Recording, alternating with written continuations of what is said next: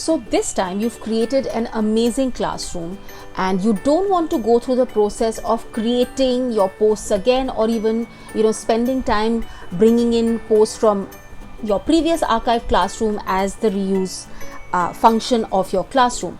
So one very quick tip I'm going to give you here is that you can copy your current amazing classroom. So all that you do is come into the three dots here and you can just click on copy.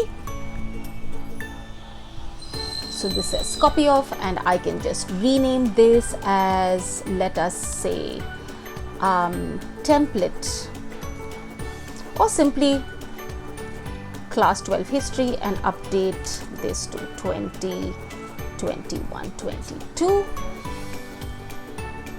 and I can say okay, copy.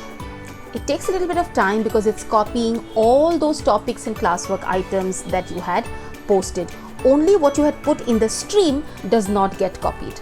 Okay, so now let's go up, and here it is. It is still creating the classroom. So here you are, the class is ready, and we can just click and see what's going on in the class here. See, the stream is absolutely empty because if you've put any announcements here, those do not get copied. Let's go into the classroom, and here you can see all my topics are there and everything's getting populated.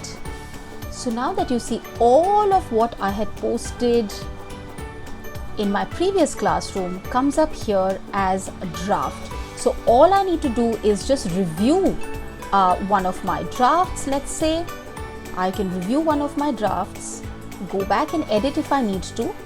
I can put in a due date now if I wish, and I can assign. So all of my previous material gets posted as a draft, and I can release each material as I go along in the year. So isn't that handy? I don't have to even go into reuse posting at all. So this is a really quick tip, a pro tip for you to create copies of your existing classrooms, which you can then go on to use with your fresh batch of students.